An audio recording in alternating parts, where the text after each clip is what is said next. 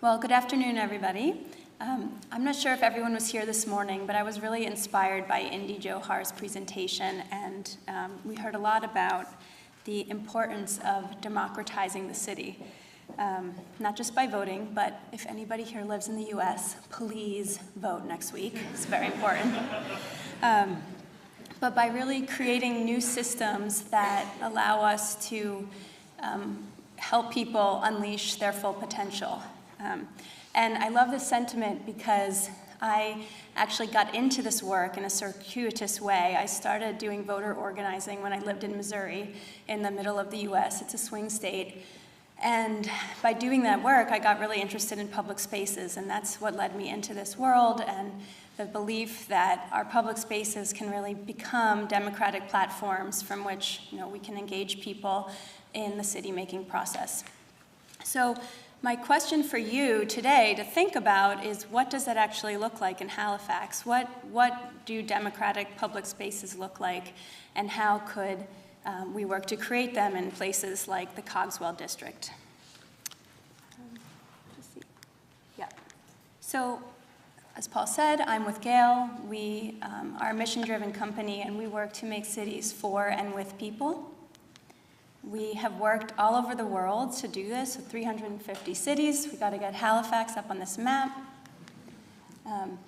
And we're an urban design and research consultancy, which means that we've got an interdisciplinary staff with social scientists, as well as architects, landscape architects, planners, working together to study life in cities, what people actually do, how they walk around, and how that relates to form. Our work takes the shape of a lot of different shapes, different scales. We do public life, public space strategies, citywide scale. We did this for New York City in 2007, helped define the strategy that led to these changes along Broadway that Ethan Kent talked a lot about. We work on a smaller scale, too, to redesign public spaces. This was a shared street in Brighton, England, their first ever, that we worked with them to create. Cars are actually allowed on the street. They go 10 miles per hour. We do master planning frameworks. We develop creative engagement processes to help cities figure out how they can involve people in the planning process. And we design pilot projects as a way to activate public space and test out ideas and engage people in what's happening. This is porch swings at Philadelphia's main train station. So, as some of you know, we were founded on the research of Jan Gehl, research he started doing over 50 years ago to understand what is really going on at ground level and what makes a great place tick. This research has been published in a number of books and is really at the foundation of our practice, but our firm wasn't founded until 2000, and it was a co-founding with him and Helle Soholt, our current CEO.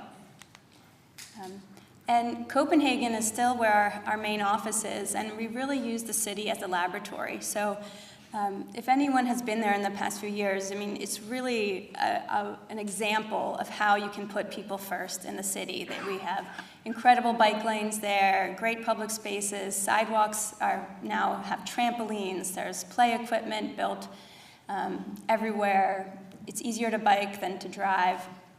But it wasn't always this way, and this is a photo from 1962 where cars were overtaking the city, as they were in a lot of our North American cities as well. And it was a real concerted effort by the city to say, we're going to change course, and we're going to start by iterating and measuring and studying what people do in public space, how they move, and slowly reclaim space. And it has been a continuous effort, and our firm has been involved with this counting and studying and figuring out how we can create more space for people. So now we work in 3 different cities. We've got a team of 70. And we do this work because we really believe that design matters. I think Ethan had one of these photos too, but design can lead us to do unsafe and idiosyncratic things, like jaywalk, sit on uncomfortable objects if we're desperate for a seat, but also really joyful, spontaneous things. This is a snowball fight that happened the first winter that Times Square was open to people.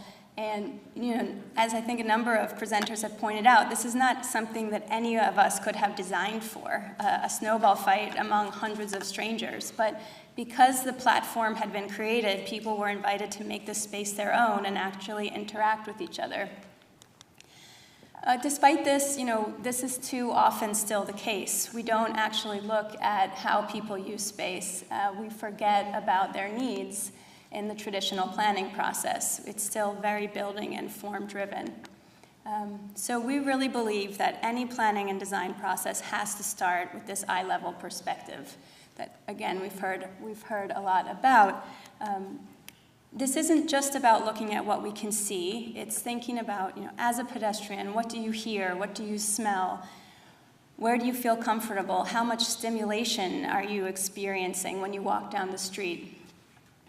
So really, what this presentation is going to be about is how we should all go back to school, study biology and physiology, and then we'll be done. We'll fix our cities that way.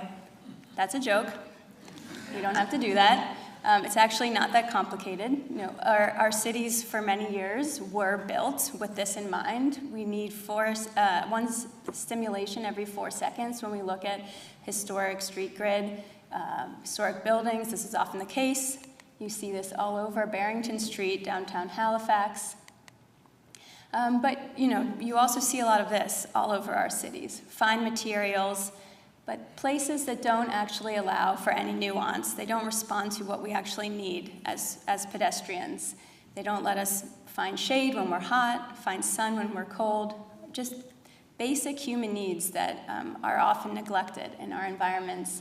The fact that we are pretty lazy and we like things to be really convenient and easy to access. Did anybody see Black Panther? It was very popular in the US, but this is an image from Wakanda, the futuristic utopian city in the movie. And we thought it was funny in our office that it actually touches on all of these human scale dimensions that we're trying to promote in city design. And we often look back to the past. We find pictures of Halifax from the early 1900s. Probably looked like this too, but we found it refreshing to see that maybe this is our future as well. And we really believe that we have to think about people's needs and their sensory experience if we want to not just make nice places, but also achieve healthy and equitable outcomes. And for us, this really starts by looking at public life and understand what do people do, what do they want to do. It's very simple. And this it changes depending on the climate we're in, the cultures that are around us, but it's anything that people are doing in the public spaces outside of our buildings. It's civic, it's organized, it's informal, it can be commerce-based. It's about community spaces, places for families to gather. It's about being quiet, but also finding entertainment, being with other people, having those random spontaneous events, and doing what you love, actually using public space to have a good time, but also recognizing how important these spaces are for our everyday needs, for commuting and those things we just have to do, the necessary activities. And we focus on this because there are real tangible benefits to public life in our cities. We have better health outcomes, environmental outcomes, the list goes on. I feel, we have talked a lot about this today. And when we actually start with people and allow form to follow, great places result. Copenhagen, before and after, 45 years of a strategy to do this. In Melbourne, we've worked for years with the city there to reclaim their laneways and alleyways and turn them into pedestrian-oriented places. This can happen in a much less formal way as well. In Washington, D.C., we worked with a number of community groups to design bus stops in places where people were already waiting and creating informal seating, and how can you formalize that and make the experience more comfortable? It's about looking at desire lines and designing based on those, improving connectivity, and iterating. And Ethan showed some pictures of how Times Square started with lawn chairs put on the pavement that changed to movable tables and chairs, and then 10 years later, an actual build-out. So, as Donna mentioned, Gehl has been hired to do a review of the current Cogswell design, and we're not going to share any of our preliminary thoughts on that, but wanted to provoke some thought about what this area could really become. So, as you all know, there's a lot of challenges to the district. Few little space for people, lots of truck traffic, a lot of different needs to accommodate. But tomorrow, we're really looking at an area that could become a clear northern gateway into the city and a walkable destination and place. So, and as challenging as the area is, it's a huge opportunity. I don't think anybody's contesting that.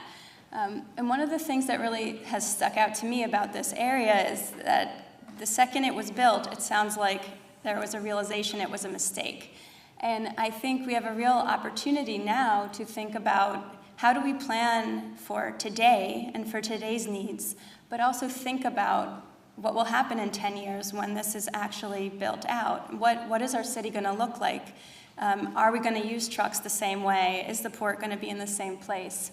So we have to think about addressing today's needs as well as being flexible and able to iterate as our cities change.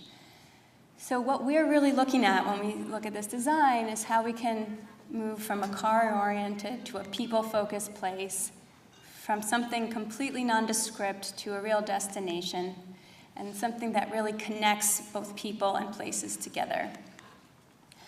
And we are going to be looking at, what would, and we want to hear from you as well, what would those people-first targets look like in the Cogswell district? What is the vision for life and the experiences that we want to have there that can drive this? And another thing I was struck by in Indy's presentation earlier was this challenge to really think about what is the societal challenge that we as planners and designers can really tackle. And public spaces cannot solve all of our problems. There are much larger systemic issues at hand. But when we have an opportunity like this, what are some of the community needs that a public space, when we zoom in, can really touch on? I'm going to share a few examples of what our work looks like in practice and provide some inspiration to this area. So one is a project in Lille, France. Gehl won a competition with a group of technical partners to redesign and develop a master plan for this 57-acre site, a former goods yard. Nothing happening there right now on the periphery of the city, with ambitions to become a residential area for 5,000, very mixed use. This is where it is in the city.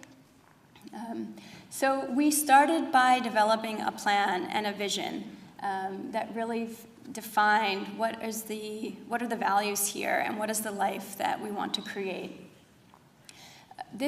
After this, we developed a strategy to collect data. As you saw from the maps, there aren't a lot of people, there's nobody living there right now, but this area was adjacent to many communities, so we collected data on what people did in them, what people wanted. From there, we were able to develop designs that could respond to those needs, and then figure out how those designs can shape the long-term plan as well as be tested out in the short term. And engagement ran throughout that process. So some key takeaways for us in this process, which is ongoing, is the value of engaging early and often. And not just engaging in public forums and by asking people to respond to designs, which is important, but also giving them opportunities to interact with the site, to make things, to develop their own ideas, and really figure out ways not just to solicit that input, but to incorporate it into our plans. The second is to be a good neighbor. I think this is clear that a lot of these things are already being thought about here, but to really think about how do we connect socially, physically to the spaces around us, and what's happening in those spaces, and what's missing, and how can we make sure that this new development actually complements the needs we're seeing. The third is to develop a long-term vision and really have a clear sense of what we're going for, but then at the same time have short-term and interim actions that we can test and use to activate the site, get people there, start to change perception of what's happening, and most importantly, study and see how are people using it, how are they responding to these designs, are we on the right track, where do we need to refine and go back to the drawing board. It's also important to diversify the building type and think about how you can integrate and respond to the existing city while also having a range of heights, different building types, a range of access. A lot of times, in cities around the country where we're working, we see, everybody wants mixed use. This is great. This is different than it was in the planning world 15 years ago. But a lot of times, that mixed use doesn't actually lead to a variety or a range of building shapes and forms, and that's essential as well. And this can, we can achieve the same densities that we can with single towers or single form buildings in many different varieties, like courtyard buildings, higher buildings on the corners. The last point is about a hierarchy of public space. And I think another thing we often see is this sort of prioritization of quantity over quality and this desire to just say, oh, great, we're going to make 50% of the project open space.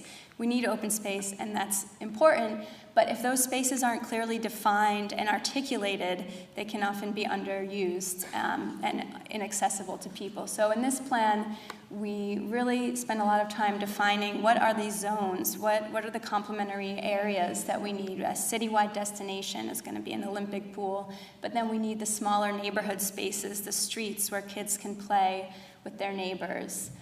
We need the links to the neighborhood. We need places for commercial food and beverage.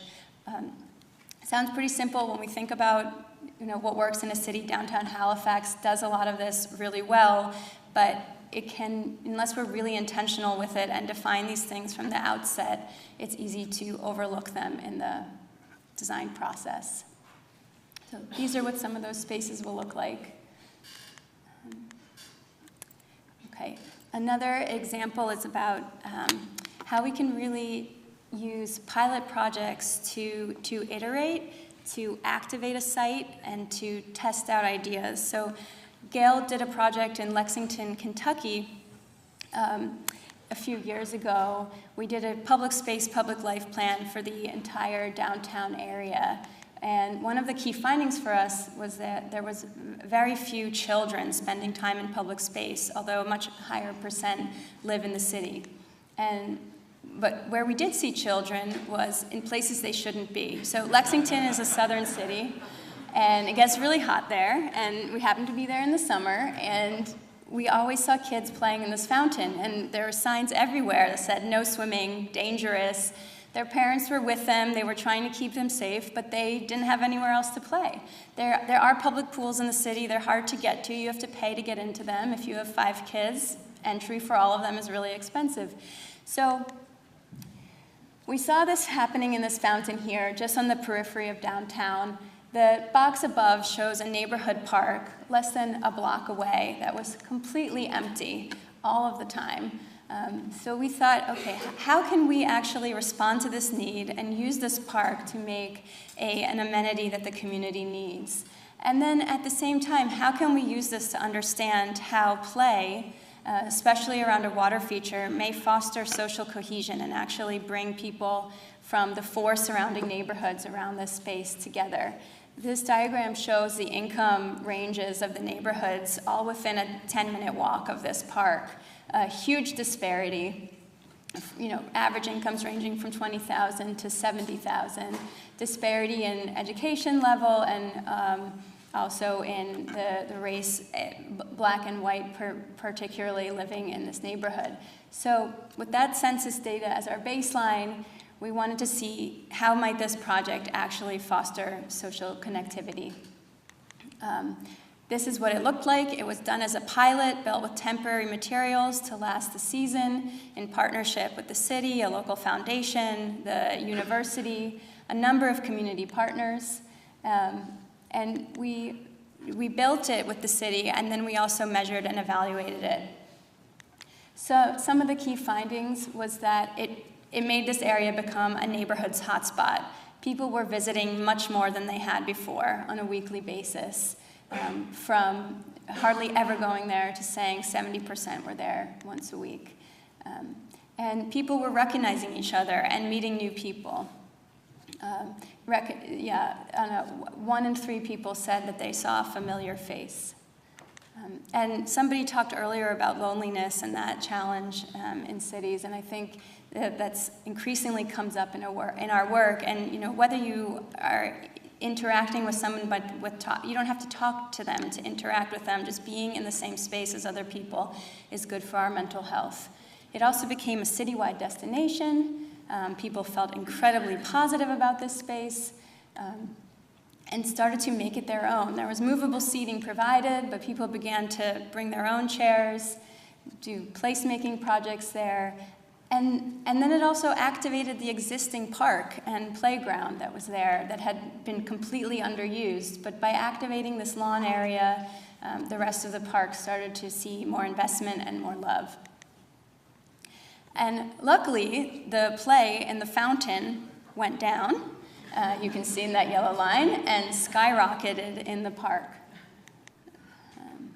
So again, people just saying how much they felt they were meeting their neighbors, coming together. When we looked at who was there in terms of demographics, we saw more income diversity and education diversity, although still disproportionate representation of higher income residents. But this was only up for 2 months, so it was a start, and it's something that the city, they didn't reinstall it this year, but they're using it to figure out if they should put a permanent splash pad into this park, and then these methods they can continue using and testing in other projects. So, one last project is, as some of you may know, this Cogswell District planning initiative, it's a huge initiative, huge opportunity, and could take years to build out. So we wanted to share another example of how interim activation can be used in a site. Similar to Splash Jam, this project was used to put a place on people's mental map, show it's no longer a place for cars, this is actually somewhere you can come and spend time. And then also test out what works and constantly monitor and see how people use a space, what they actually need. So in San Francisco, the San Francisco Giants won the right to develop a surface parking lot across the street from their stadium. This is on the waterfront and had been surface parking, really wasn't on people's radar as a place to spend time, but the Giants wanted to turn it into a mixed-use residential development. Again, it was going to take years for this to happen, so where to start? And they wanted to just get people there. So we helped them make a concept plan for how they could activate it in the short term. And they had these 3 distinct goals about recreation, commerce, and culture that fortunately all nest together really well in a public space activation project. And again, they wanted to do this, put this area on the map, so there was a whole communications branding component to this, and figure out how they could prototype and test. This was some of the marketing that was done to let people know what was happening. This is the site plan. A range of activities were designed for different types of day, different demographics, different ages, and some took the shape of beer gardens, using not quite temporary materials, but things that could be done inexpensively, tested out, things could be moved around. You didn't have to buy something to come there. There were a lot of different activities to engage in, and there was also room for programming and events for kids. So again, as we think about how does this land in Halifax and in Cogswell, and what is the public life that we want to see in this new district? And how can we start activating the site and inviting people to spend time there from all across the city in the short term? Lastly, just as a joke, what is the date while you wait in Cogswell? This is from the New York City subway. Somebody sets this up while you're waiting for the subway. You can play Connect 4 and flirt with somebody perhaps. But what is the version of this on the scale of the Cogswell district? Thank you.